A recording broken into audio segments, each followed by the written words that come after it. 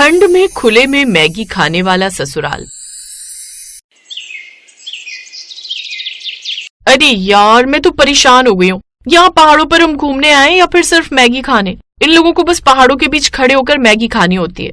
हद होती है किसी बात की। ऐसा लगता है जैसे इन्हें ठंड ही नहीं लगती। शीतल कड़ाके की ठंड में मैगी खाते हुए अपने आप से ये बड़बड़ा रही थी। आखिर वो परेशान क्यों ना हो। वो अपने ससुराल वालों के साथ मनाली घूमने गई थी, लेकिन उसका परिवार घूमने की जगह बार बार गाड़ी रोककर मैगी खाने खड़ा हो जाता था। अगले दिन और वहाँ जाकर क्या होगा? ठंड में मेरा ससुराल फिर से मैगी तो खाएगा। आप लोग थकते नहीं है क्या? अरे पहाड़ों पर आए और मैगी नहीं खाई तो क्या खाक पहाड़ों पर आए? पहाड़ और मैगी का तो समझो सुई और धागे जैसा रिश्ता होता है। शीतल ये बात सुनकर मुंह बनाने लगती है। उसने मन ही मन सोच लिया था कि अब उसके ससुराल वाले कुछ भी करे, वो मैगी नहीं खाएगी। थोड़ी देर में वो सबके साथ गाड़ी में बैठकर मनाली के एक खूबसूरत पॉइंट पर पहुंच जाती है। तभी उसकी सास कमलेश कहती है, अरे मयंक बेटा, जरा मेरे लिए एक प्लेट मैगी तो ले आ। और हाँ सुन, इस बार वेजिटेबल वाली मैगी लेकर आना। ये प्लेन मैगी खाने का क्या फायदा? सिर्फ पानी और मसाला डालकर उबाल देते हैं और पैसे पूरे लेते हैं। हाँ, और मेरे लिए भी तुम्हारी माँ की तरह वेजिटेबल मैगी ही लेकर आना। शीतल को लगा कि यही सही समय है जब वो अपने मन की बात कहे। वो तुरंत बोली, और मेरे लिए चाय पकौड़े लेकर आना। मुझे चाय पकौड़े बहुत पसंद है। इस ठंडे मौसम में पहाड़ों के ऊपर चाय पकौड़ों का स्वाद ही अलग आएगा। अरे बहू, ये तू क्या बोल रही है? चाय पकौड़े तो हम दिल्ली जाने के बाद भी खा लेंगे। तो मम्मी जी, मैगी भी तो आप 15-20 रुपए का पैकेट खरीद कर घर पर खा सकती हैं। फिर आपको पहाड़ों पर ही मैगी क्यों खानी है? मुझे तो समझ में नहीं आता कि मुझे ठंड में खुले में मैगी खाने वाला ससुराल क्यों मिला है। शीतल की ये बात सुनकर वहाँ एक पल के लिए सन्नाटा छा गया। शीतल, मम्मी के सामने कम से कम ऐसे तो मत बोलो, उन्हें बुरा लग जाएगा। लेकिन शीतल आज ठान कर आई थी। वो कड़कड़ाती ठंड में नीली पड़ रही अपनी उंगलियों को रगड़ते हुए बोली, बुरा लगने की क्या बात है मयंक? कल से हम 5 बार मैगी खा चुके हैं। कल रात डिनर में भी आप लोगों ने हल्का खाना बोलकर मैगी ही बनवाई थी। अब तो मुझे पहाड़ों की वादियों में भी सिर्फ पीले रंग के नूडल्स ही नजर आ रहे हैं। तभी पास ही के एक स्टॉल से धुआं उड़ाते हुए गोलू बाहर आया। गोलू इस पहाड़ी मैगी पॉइंट का मालिक था, जिसकी उम्र मुश्किल से 20 साल रही होगी, लेकिन पहाड़ों के किस्सों में वो माहिर था। अरे दीदी, आप नाराज क्यों हो रही हो? पहाड़ की मैगी में जो जड़ी बूटियां और यहाँ का पानी होता है ना, वो दिल्ली के फिल्टर वाले पानी में कहाँ। और रही बात पकौड़ों की, तो अभी बना देता हूँ गर्मा गर्म प्याज और मिर्ची के पकौड़े। ठीक है भैया, आप मेरे लिए पकौड़े ही लेकर आ जाओ। आज तो मेरा चाय के साथ पकौड़े खाने का ही मन है। मैं नहीं मैगी खाने वाली। शीतल को लगा कि शायद उसकी जीत हो गई है, लेकिन उसकी सास कमलेश जी इतनी आसानी से हार मानने वाली नहीं थी। बहू, तू समझती नहीं है, ये जो मैगी है ना, ये सिर्फ खाना नहीं है, ये एक एहसास है। जब ठंडी हवा गालों को छूती है और हाथ में वो गरम डिस्पोजेबल प्लेट होती है, तो लगता है कि हम सच में वेकेशन पर हैं। बिल्कुल। और देखो, यहाँ पकौड़े खाओगी तो तेल भारी पड़ेगा, पेट खराब हो जाएगा। पापा जी, इसमें मैदा होता है और आप लोग तो ऐसे बोल रहे हैं जैसे मैगी पहाड़ों की कोई प्राचीन परंपरा हो। तभी वहाँ मिसेस खन्ना आती हैं। ये मयंक की बुआ थी, जो पिछले साल ही रिटायर हुई थी और हमेशा अपने साथ सफाई का झंडा लेकर चलती थी। अरे भाई, यहाँ क्या पंचायत हो रही है? मयंक, मेरी मैगी में एक्स्ट्रा चीज डलवाई कि नहीं? बुआ जी, आप तो कम से कम मेरा साथ दीजिए। हम मनाली आए हैं, यहाँ का लोकल सिड्डू खाना चाहिए, ट्राउट मछली खानी चाहिए, या कम से कम एक अच्छा सा पराठा। ये मैगी क्या लगा रखा है? बुआ जी ने हंसते हुए कहा, बेटा, सिड्डू पकने में आधा घंटा लगता है, उतनी देर में हम जम जाएंगे। मैगी 2 मिनट का वादा करती है और 10 मिनट में मिल जाती है। पहाड़ों पर धैर्य कम और भूख ज्यादा लगती है। शीतल ने तय किया कि वो आज अपनी मर्जी की मालिक बनेगी। उसने गोलू से कहा, भैया, आप मेरे लिए 2 प्लेट मिक्स वेज पकौड़े और एक कड़क अदरक वाली चाय लाओ। और हाँ, इन लोगों की मैगी में जितना पानी डालना है डालो, मुझे कोई मतलब नहीं। सब लोग बेंच पर बैठ गए। मयंक बीच में फंस गया। वो कभी माँ को देखता, कभी पत्नी को। उसने धीरे से गोलू को इशारा किया, भाई, मेरे लिए एक हाफ प्लेट मैगी और 1 प्लेट पकौड़े लगाना। जैसे ही पकौड़े और चाय मेज पर आए, उनकी खुशबू ने हवा में जादू कर दिया। ताजा कटे हुए प्याज और बेसन के सुनहरे पकौड़ों की महक ने कमलेश जी की नाक में हलचल मचा दी। शीतल बड़े चाव से पकौड़ा उठाकर पुदीने की चटनी में डुबोते हुए बोली, वाह, असली मजा तो इसमें है। गर्मा गर्म, कुरकुरा और तीखा। अगले 10 मिनट में नजारा बदल चुका था। जो परिवार सिर्फ मैगी का गुणगान कर रहा था, वो अब शीतल की पकौड़ों वाली प्लेट पर टूट पड़ा था। अरे वाह गोलू, ये चटनी तो बड़ी जबरदस्त बनाई है तूने, थोड़ी और लाना तो। शीतल, तू सही कह रही थी, ठंड में तली हुई चीजों का अपना ही मजा है। मयंक 1 प्लेट और मंगा ले। लो भाई, जो लोग मैगी के लिए कसम खा रहे थे वो पकौड़ों के मुरीद हो गए। बढ़िया है, अब कम से कम हमें पहाड़ों पर मैगी के साथ साथ पकौड़े खाने का भी मजा आने लगेगा। तभी अचानक आसमान से हल्की हल्की बर्फबारी शुरू हो गई। छोटे छोटे सफेद फाहे उनके सिर और कंधों पर गिरने लगे। पूरा नजारा जादुई हो गया। मम्मी जी, ये क्या कॉम्बिनेशन है, मैगी के साथ पकौड़ा? कमलेश जी शर्माते हुए बोली, अरे बहू, इसे पहाड़ी फ्यूजन कहते हैं। तूने तो हमारी आंखें खोली। वैसे एक बात बोलूं, ये खुला आसमान, ये गिरती बर्फ और ये तुम्हारा मैगी वाला ससुराल बुरा नहीं है ना?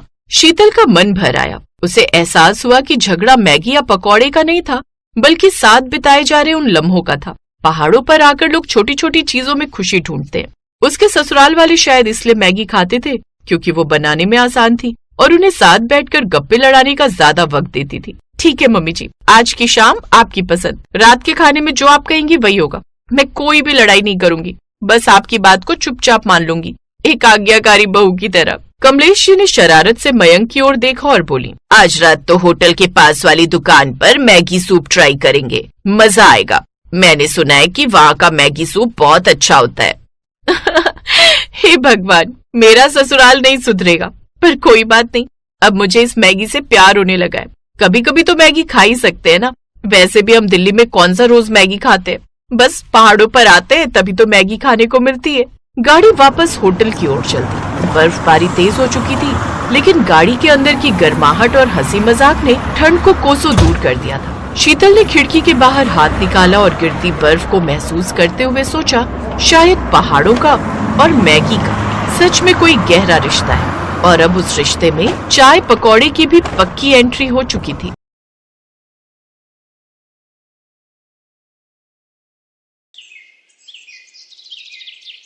अरे खाना बना रही थी या बीरबल की खिचड़ी जो तुझे इतना समय लग गया? इतने सारे पकवान बनाने की क्या जरूरत थी? कहीं इतना सब खाकर पेट में अपच बन गई तो? ओफो माँ, ये कोई मैदा मैगी पास्ता तो है नहीं जो कि हमारे पेट में जाकर अपच करे। ये सब तो हरे पत्तेदार सब्जियां और दाल चावल हैं, जिनसे हमें प्रोटीन और विटामिन मिलते हैं। कुल मिलाकर सारा खाना शरीर के अच्छे पोषक तत्व के लिए सही है। अच्छा ठीक है मेरी डॉक्टर साहिबा, अब खाना भी परोस दे, इस बूढ़े के पेट में चूहे कूद रहे हैं। प्रेरणा टेबल पर बैठे अपने माता पिता को खाना परोसती है। प्रेरणा को खाना बनाने और खाना खिलाने का बड़ा शौक था। प्रेरणा की शादी की उम्र हो चली थी, इसलिए उसके माता पिता उसके लिए एक अच्छे घर का लड़का देखकर उसकी शादी पक्की कर देते हैं।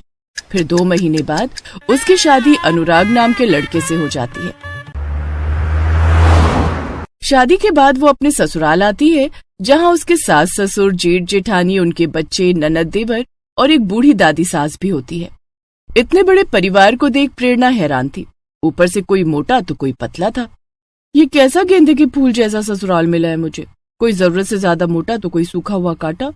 ननद सूखे कांटे की तरह दुबली पतली, ससुर जी का पेट ढोल की तरह फूला हुआ, और इनके पेट पर तो कोई आराम से कप प्लेट रखकर चाय पी ले। अपने ससुराल वालों को देखकर जहाँ प्रेरणा के मन में उथल पुथल छाई हुई थी, तो वहीं वो इस बात से पूरी तरह अनजान थी कि उसके ससुराल वाले मैगी के कितने शौकीन हैं। फिर उसकी सास उसका गृह प्रवेश करवाती है और उसको उसकी ददिया सास से मिलवाती है। जुग जुग जियो और सदा सुहागन रहो, दूधो नहाओ पूतो फलो। तभी जेठानी की बेटी रिया अपनी चाची का लहंगा पकड़कर कहती है, चाची चाची, मुझे ना मैगी खानी है, आप मुझे मैगी बनाकर खिलाओगे ना? अरे रिया, अभी तेरी चाची थकी हुई है, चल मैं तेरे लिए बॉर्नवीटा वाला दूध बना देती हूँ। नहीं बुआ, मुझे दूध नहीं पीना, वो अच्छा नहीं लगता। मम्मा आप चलकर मेरे लिए मैगी बना दो ना प्लीज। अच्छा कोई बात नहीं, मैं तुम्हारे लिए मैगी बना देती हूँ। वैसे भी मैगी बनाने में 2 मिनट तो लगते हैं। मैगी का नाम सुनकर बाकी सबके मुंह में भी पानी आ जाता है। तभी बूढ़ी दादी सास कहती हैं, भूख तो मुझे भी लग पड़ी है, शादी में ठीक से खा नहीं पाई, दांत जो नहीं है अपने, तू एक काम कर, मेरे लिए भी मैगी बना देना। दादी जी आप भी मैगी खाएंगी? मैगी तो मैदा होती है और वो इस उम्र में खाना आपकी सेहत के लिए सही नहीं है। मैं आपके लिए रोटी सब्जी बना देती हूँ। अरे नहीं नहीं बहू, मेरे दांत नहीं है तो वो मुझसे चबाई नहीं जाएगी, तू मैगी ही बना दे, मैं झट से सुड़क लूंगी। प्रेरणा मैगी बनाने जाने लगती है। धीरे धीरे बाकी सभी भी मैगी खाने की फरमाइश करते हैं। बेचारी प्रेरणा अपना लहंगा पकड़कर रसोई में जाती है और सबके लिए मैगी बनाने लगती है। कुछ देर बाद वो मैगी लाकर सबको टेबल पर परोसती है तो सभी ससुराल वाले दोनों हाथों से फटाफट मैगी खाने लगते हैं। उन्हें देखकर प्रेरणा सोचती है, छी, ये तो ऐसा लग रहा है जैसे ना जाने कितने दिनों के भूखे हो। वाह देवरानी जी, बड़ी टेस्टी मैगी बनाई है तुमने तो। सच में भाभी, बड़ी अच्छी बनी है। वो क्या कहते हैं ना, जस्ट लुकिंग लाइक वाओ। जी शुक्रिया। फिर सभी खा पी कर अपने अपने कमरों में चले जाते हैं और प्रेरणा बेचारी सबकी प्लेटें धोने लगती है। उसके बाद अपने कमरे में जाती है जहां उसका पति अनुराग उसका इंतजार कर रहा था। फिर उनकी सुहाग रात होती है। फिर अगली सुबह प्रेरणा नहाकर तैयार होकर अपनी पहली रसोई के लिए किचन में जाती है और सबके लिए तरह तरह के पकवान बनाती है। आज तो सब मेरे हाथ की बनी है मलाई चाप, शाही पनीर, दाल मखनी और मिक्स वेज खाएंगे तो खुश हो जाएंगे। सब अपनी उंगलियां चाटते रह जाएंगे। तभी उसकी सास और जेठानी मैगी के भरे हुए 2 बड़े बड़े बोरे लेकर वहां आते हैं। अरे बहू, ये तला भुना क्या बना डाला, ये सब कोई नहीं खाएगा। लेकिन माँ जी, ये सब पकवान मैंने आप सब के लिए बनाए हैं। उसे कोई नहीं खाएगा, यहाँ सब मैगी खाते हैं। लेकिन कल रात सबने वही तो खाई थी। अरे उसे खाना नहीं, चखना कहते हैं। हमारे यहाँ तो हर रोज 1000 मैगी बनती है, तभी हम सबका पेट भरता है। 1000 मैगी के नाम से तो प्रेरणा को चक्कर आने लगते हैं। हे भगवान, ये लोग इंसान है या राक्षस? खैर मुझे क्या, मेरे लिए तो आसानी है, झट से पानी उबालो, मैगी डालो, बस फिर बन गई मैगी। ऐसा करो, आज तुम प्याज के तड़के वाली मैगी, सूखी मैगी, तरी वाली मैगी, मसाले वाली मैगी और मीठी मैगी बना लो। भैंस की पूंछ, 5 तरह की मैगी खाकर ये कौन सा शक्तिमान बन जाएंगे, पपसी कहीं के। अब वो जल्दी जल्दी अलग अलग चूल्हों पर मैगी के पतीले रखती है। बाहर सभी बार बार घड़ी की तरफ देख रहे थे। कुछ देर बाद वो सबको 1000 पैकेट की बनाई हुई मैगी परोसती है। साथ ही अपने बनाए हुए पकवान भी रखती है, लेकिन उसके पकवान कोई नहीं खाता। सब मैगी पर टूट पड़ते हैं और कुछ ही देर में 5 पतीले चाट जाते हैं। फिर सब अपने कमरे में आराम करने चले जाते हैं और बेचारी प्रेरणा सारे बर्तन और रसोई की सफाई में लग जाती है। इसी तरह अगले दिन भी उसके सभी भुक्खड़ ससुराल वाले उससे मैगी बनाने के लिए कहते हैं। भाभी, आज न जरा चटपटी मैगी बना देना। हाँ, कल नमक मिर्च थोड़ा कम था। ठीक है ननद जी, वैसे आप दोनों भी चलिए ना मेरी मदद के लिए। अरे बस मैगी उबालनी तो है, कौन सा उसमें समय लगेगा। जाओ, अब देर ना करो, सब खाने के लिए इंतजार कर रहे हैं। जी जेठानी जी। प्रेरणा रसोई में जाती है तो बाहर से आवाज आती है, और कितना समय लगेगा? जी बस लाई। एक तो ये खुद के सारे रायते की तरह फैले पड़े हैं, ऊपर से ऑर्डर तो ऐसे कर रहे जैसे मैं बहू नहीं काम वाली हूँ। मसाले खोलते वक्त वो उसकी आंख और नाक में भी चला जाता है, जिससे उसे आंखों में मिर्च और छींकें आने लगती हैं। वो जल्दी से अपना मुंह धोती है, फिर सबको 2 घंटे बाद मैगी परोस कर देती है। इसी तरह रोज रोज मैगी खाने से सबके पेट में दर्द रहने लगता है। किसी को दस्त, किसी को उल्टियां होने लगती हैं। यहाँ तक कि एक रोज रिया की तबीयत काफी ज्यादा गंभीर हो जाती है। साथ ही ददिया सास की हालत भी बहुत गंभीर हो जाती है। उन्हें जल्दी से अस्पताल ले जाया जाता है, जहाँ डॉक्टर उनसे कहता है, देखिए, इनकी आंतों में मैदा जम चुका है। इतनी मात्रा में मैदा खाने से लिवर या किडनी आगे चलकर खराब हो सकती है। आप यकीन नहीं करेंगे डॉक्टर साहब, लेकिन मेरे ससुराल में हर दिन 1000 पैकेट मैगी बनती है। क्या आप लोगों को पता नहीं मैदा हमारे शरीर के लिए कितना ज्यादा नुकसानदायक है?